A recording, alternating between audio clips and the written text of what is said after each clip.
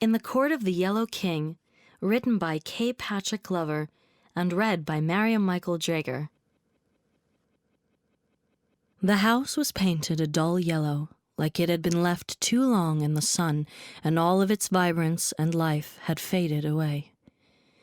It sat far back from the road, alone. Forests surrounded it on 3 sides, but even the trees seemed to keep their distance, leaving a barren space of dirt and twigs around it.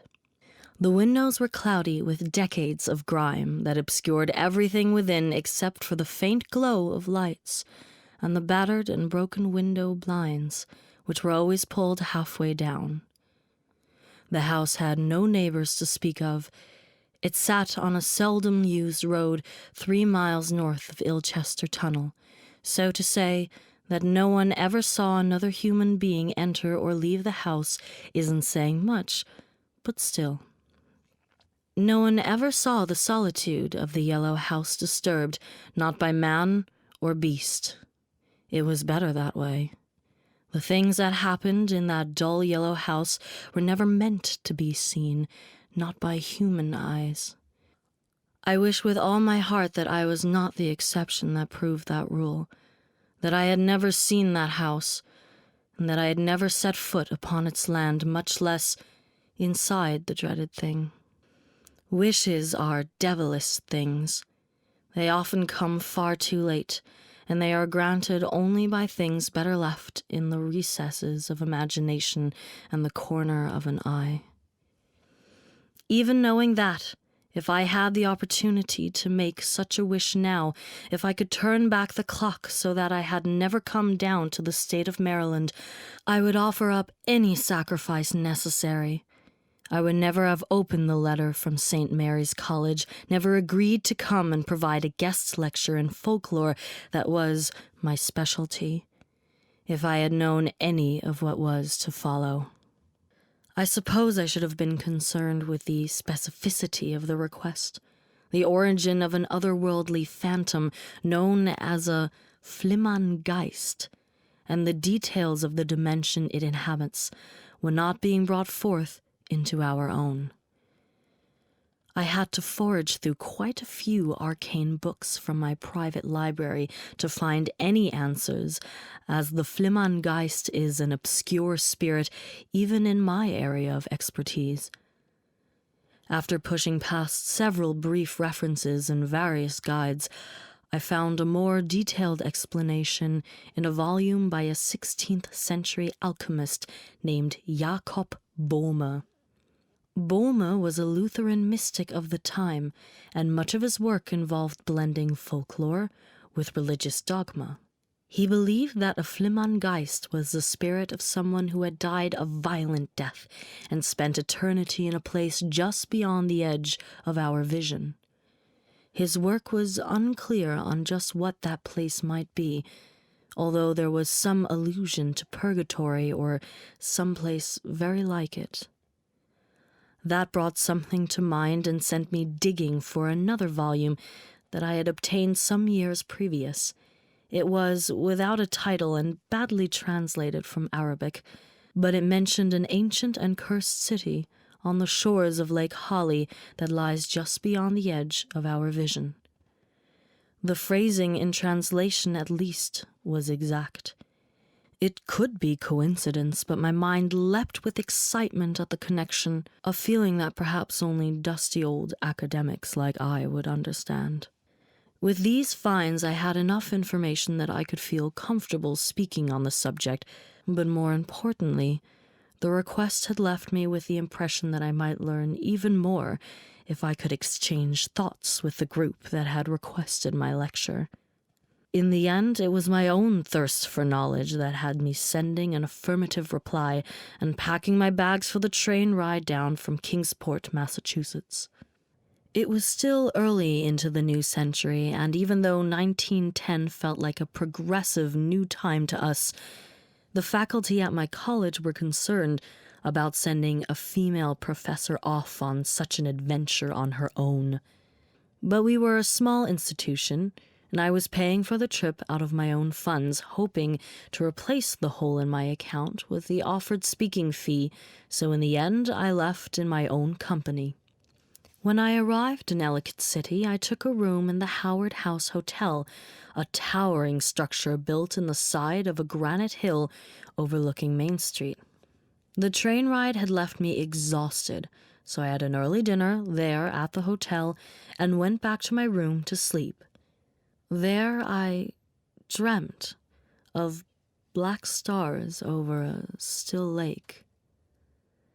I awoke in the morning feeling refreshed but uneasy. St. Mary's College was just over 2 miles from the hotel, but it was a pleasant spring day and I decided to walk there, hoping that Sister Haversham, who had written me, would be free to talk upon my arrival.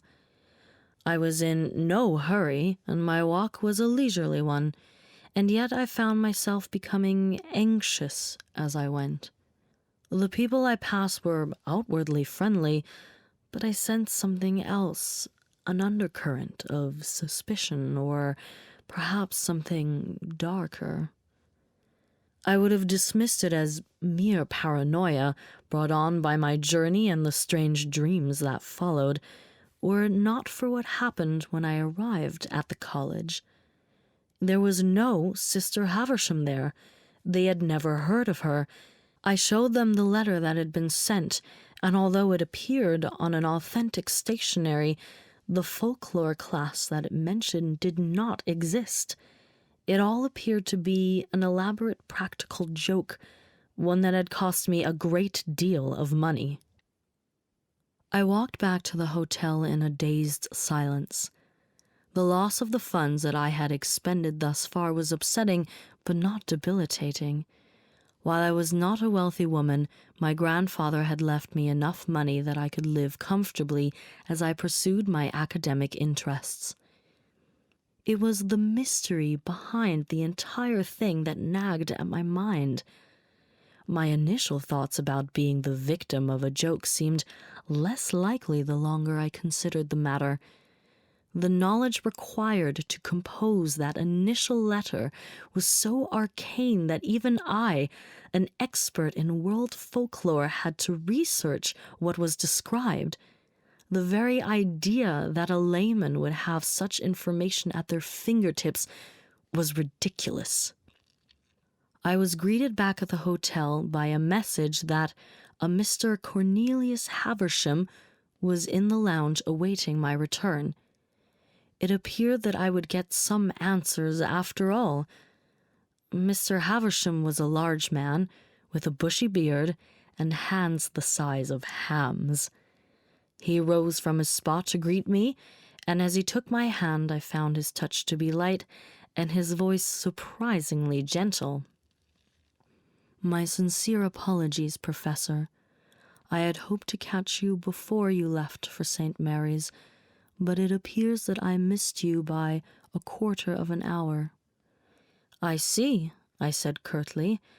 "I suppose that effort is at least somewhat commendable, but it doesn't excuse the false claims that brought me here." "No, I suppose it doesn't, but those claims are not as false as they appear. Please, join me, and I'll try to explain." I sat down, hoping that I appeared reluctant. In truth, I was finding the whole thing utterly fascinating, and I could not wait to hear more. "I represent a private organization with great interest in certain elements of folklore. Everything in the letter that we sent you was of genuine interest. We very much do want you to speak on the subject, and we will happily pay you for your time. We just thought that you would take our request more seriously if it came from the college." "A private organization?" "Yes, we call ourselves the Knights of the Yellow Court." "And the letter I received? I would imagine it to be foolish to declare a written hand to be definitely masculine or feminine, yet I have a hard time imagining your heavy hands producing so delicate a script. Is there indeed a Sister Haversham?" He smiled briefly and I think almost laughed. I don't think anyone would mistake dear Margaret for a bride of Christ, but I do have a sister, and it was she who wrote the letter, or at least it was in her hand. I suppose we all composed it, by committee, as it were. And just what is your committee's interest in Flimmern-Geists?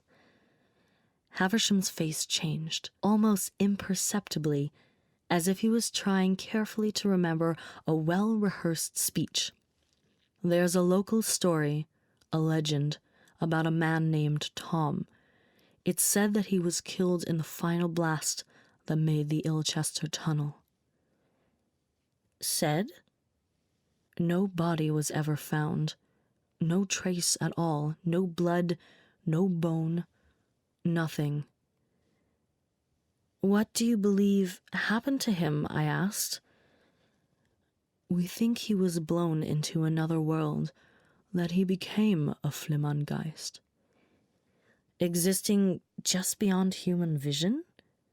Yes, visibly only through the corner of your eye, he said. Have you ever heard of Carcosa? It doesn't sound familiar. Strange is the night where black stars rise, and strange moons circle through the skies, but stranger still is lost Carcosa. I thought of the black stars over the lake in my dream, and a shiver ran through me. I think, I said, that you should take me to meet the rest of your yellow knights. Haversham took his hefty head. I wish that I could. For one, our meeting hall is under construction at the moment. There was a minor flood. It caused some structural damage. Then he laughed nervously. And most of the others aren't around right now. They didn't believe you'd come. I see. But Dr. Henning is in town. He's our chief officer. He has a home up on College Road. It's a sizable place. We could gather those who could come and meet there. My enthusiasm for the subject was getting the better of me, but an undercurrent of unease had settled in and taken hold of my heart. I could feel it pounding, not in excitement, but in dread, somehow understanding the danger of my situation in a way that my conscious mind did not. If I could have seen the faded yellow house where Mr. Haversham was suggesting we meet, I think, even not knowing what lay ahead, I would have turned him down, enthusiasm be damned. Such was the power of that place, that it made clear its horrible intent with just a glimpse. But here in the safety of the hotel lounge, my undefined discomfort was not enough to dispel my curiosity, and I agreed to meet with the remnants of his group that very evening. We settled on a time, and it was arranged that Margaret Haversham would be at the front of the hotel with a carriage to take me to Dr. Henning's home, where I would give my initial presentation to the few members of the court who were available to gather. I spent the rest of the afternoon napping, and I dreamt once more of the black stars over the still and quiet lake. This time, on the distant shore, I could see the silhouette of a man, tall and thin, wearing a tall hat. He stood perfectly still at the edge of the water, but I could sense that he was waiting for something. In the final moments before I woke, I heard a horrible voice whisper to me, "Don't close your eyes," it said. "Open the door." I awoke in a fevered sweat and took my time preparing for the evening's work. I bathed there in the hotel, although the water felt old to me and somehow unclean. I dressed neatly in the finest outfit that I had brought with me, one that my students back home had called matronly, but in an admiring way. I was just 3 years shy of my 50th birthday, and I had never married. Few men had ever called me beautiful, but matronly to my ear sounded respectful, if not complimentary, and it was, I suppose, what I felt was a well-earned description. Satisfied with my appearance, I sat at the room's elegant desk and studied my notes until the agreed-upon time. It wasn't until I was headed down to the lobby that I even considered food. There was no time now. I could see my carriage waiting on the street outside. I almost turned back then, telling myself it was out of hunger and not fear, for the very sight of the carriage had set my nerves afire. But I was a distinguished academic with the greatest knowledge of folklore on the eastern seaboard, and I would not be frightened off by a missed meal and a little girl's flutters. Margaret Haversham was waiting for me in the carriage, a stern-looking woman of about my age, perhaps a few years younger. She nodded at me, but remained largely silent during our journey. I tried to engage her in conversation, but got little more than indifferent mutters in reply. If she had any interest in my presence or in what I had to tell her organization, she hid it well. It took our carriage just over half an hour to reach the yellow house. I looked at it, sitting there in the woods, in all its malevolence, and I felt my resolve seep away. It looked old and in disrepair, but that couldn't account for the atmosphere of sheer horror that surrounded the place. As I stepped from the carriage, I found myself shivering, as though the temperature had dropped significantly during our ride. I looked to Margaret, hoping for some sign of encouragement, but found instead a face void of emotion, flat and disinterested. I looked back at the house and saw it, not through the fog of my initial response, but simply as it was, a small yellow house that had seen better days, indicating perhaps an impoverished organization, with dwindling membership like so many similar historical organizations back in New England. Not frightening, I told myself, but sad. And having convinced myself that my misgivings were just a leftover effect of my eerie dreams, I made the biggest mistake of my life. I stepped inside. The group that waited for us within was small, just 3 men, including Haversham and 1 woman. The neatest and most professional-looking of the men turned out to be the house's owner, Dr. Clifford Henning. He greeted me and introduced me to the remaining members, a husband and wife named Frank and Dorothy Copper. The living room was set up for an informal presentation, with the 5 members of the court taking their seats on a pair of well-worn settees positioned in a V shape.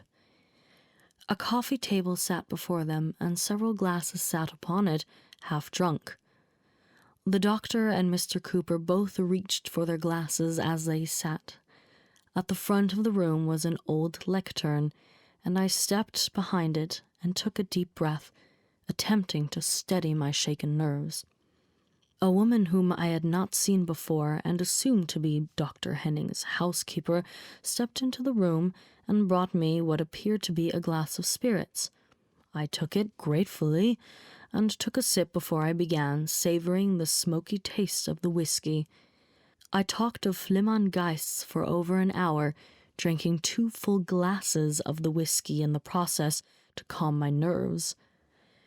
I covered the history of the term itself and the legends surrounding both how a Flimangeist was created and where it resided when it was not menacing someone on the earthly plane, and that was the area that seemed to spark the most interest in the group.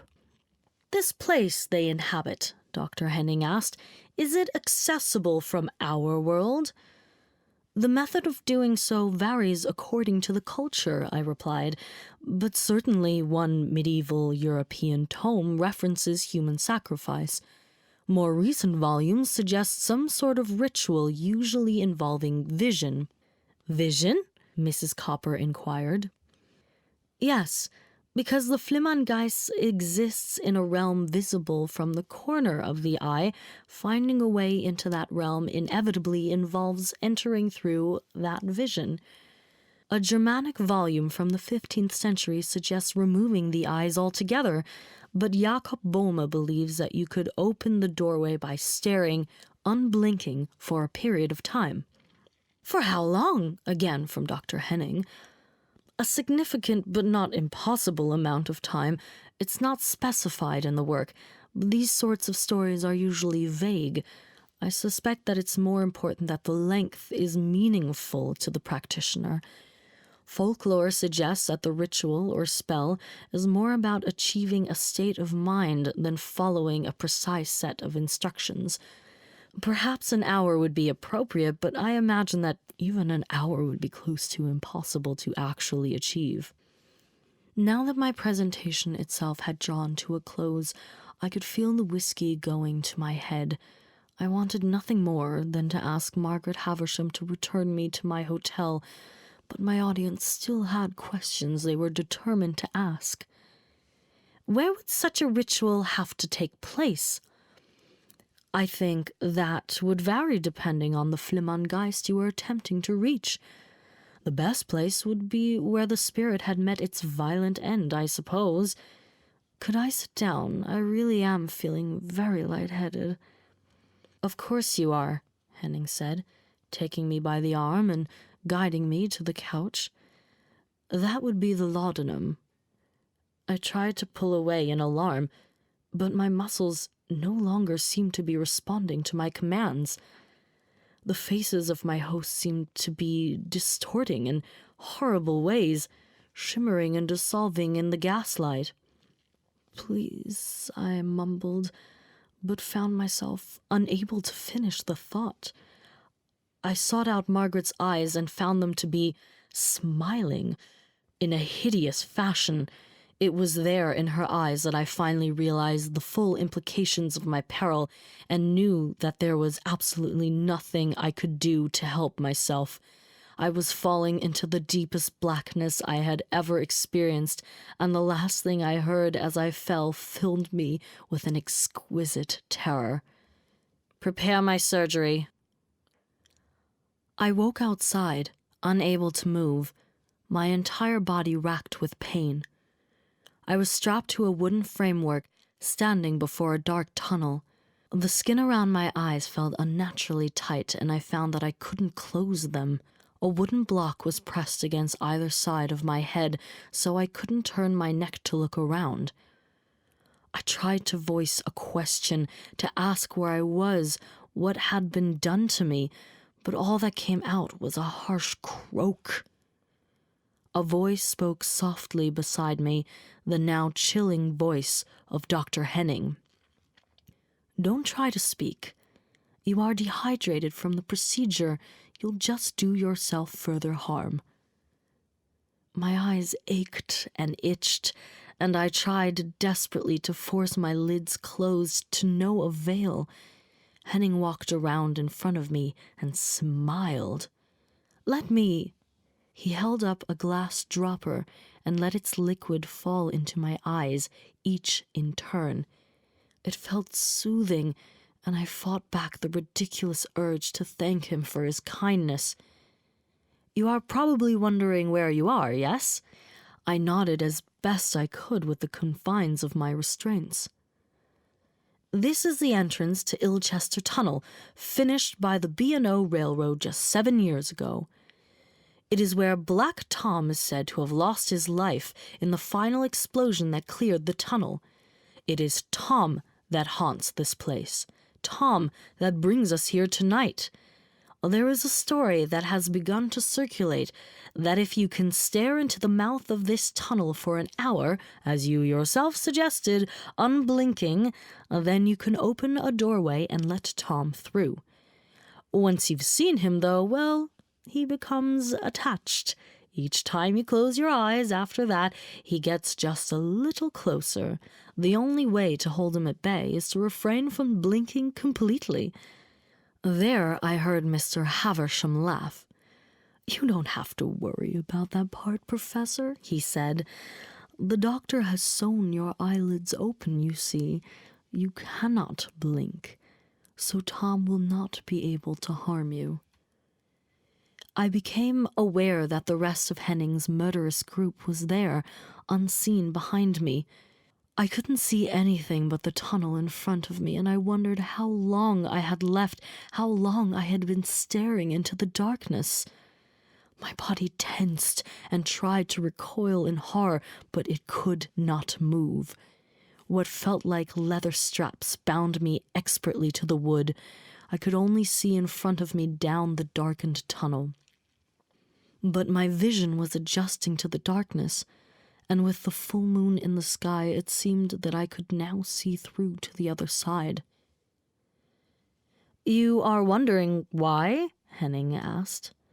I mouthed the word yes as carefully as I could, and the doctor nodded. "Of course you are," he said. "It must seem unfathomable to you. We have no interest in meeting Black Tom. We shall leave that pleasure for you. Our interest is entirely in what lies on the other side of that doorway. You spoke briefly with Mr. Haversham, I believe, about lost Carcosa. It is an ancient city on the shore of the Black Lake Holly, not far from fabled Hastur. During the day it is lit by twin suns, and by night it is circled by strange moons. It is ruled over by a king in yellow, whom we have served faithfully for many years.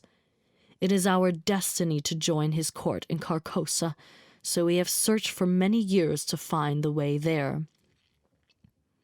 "You shall open the doorway for us," Margaret said. "When Tom comes through, we shall slip past him into the ancient land." I fought hard against the dryness in my cracked throat and managed to whisper, "Why me?" There seems to be one more vital component to the ritual: belief. We have tried this experiment twice before, but our offerings didn't understand. They didn't believe the gateway would open, therefore it did not. We decided that our next attempt should be with someone who understood the ritual in a way that would brook no disbelief. Your background as an expert in this sort of folklore made you the perfect candidate." From that point onward, Henning fell silent, like the others.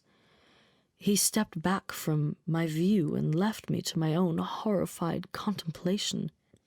Every few minutes he would step forward and drop liquid into my eyes to keep them from drying out in the night air. The world nearest me seemed to fall from focus, and the end of the tunnel became sharp in my vision. I could see the trees gently moving in the breeze outside the end of it.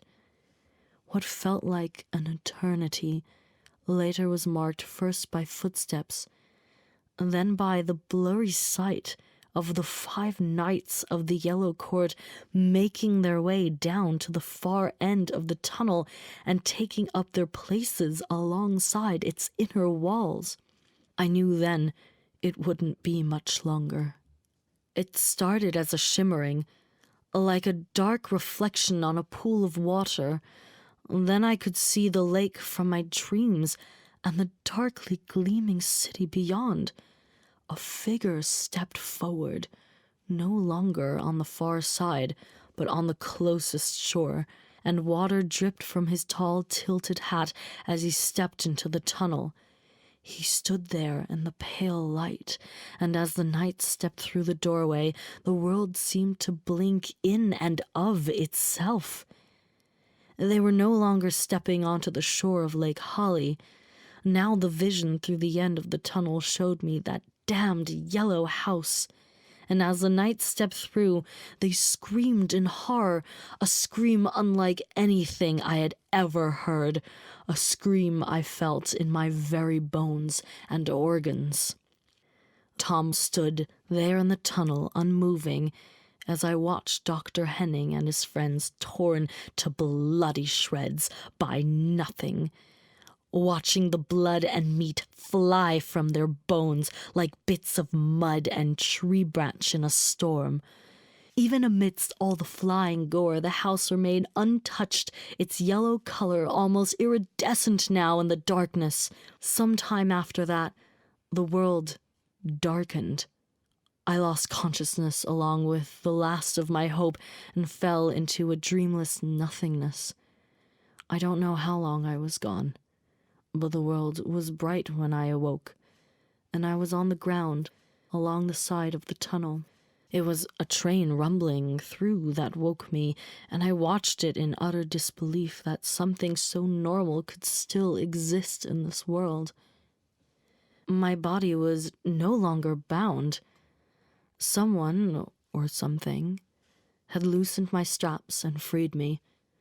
Although my eyes were still held firmly open and had dried out to the point that my vision was cracked and painful, I got to my feet and stumbled away from the tunnel, but not before one final look down the menacing tunnel.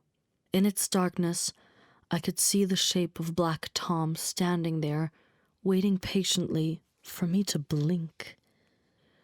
That was 2 days ago. I'm back in the yellow house now, and it was a 3-mile walk from the tunnel, but I encountered no one along the way. Not that it matters. No one could help me now. I expected to find the housekeeper here, but she is gone. The place holds no signs of life but my own. My eyes remain open and will stay that way until the end. It's the only way to keep him out there at the edge of my vision. I apply the drops as frequently as I can remember, but truth to tell, it no longer seems to matter. The damage seems permanent. I leave this record to warn others. I don't know how long I'll be able to maintain things as they are. I expect I may have another day or so, but it may be only hours. Once I'm gone, I think Tom will return to the other side, as long as no one is foolish enough to repeat the ritual. But I've been looking through Dr. Henning's papers, and it looks like there are other disciples of the Yellow King, and I can only hope they read this before trying to find their way through to Lost Carcosa. The king in yellow is a mad king. Do not follow him into the darkness. Let Carcosa stay lost, and let Black Tom rest under the black stars. In the Court of the Yellow King, written by K. Patrick Glover and read by Mariam Michael Draeger. Produced by Head Cinema Productions and published by Roxton Press.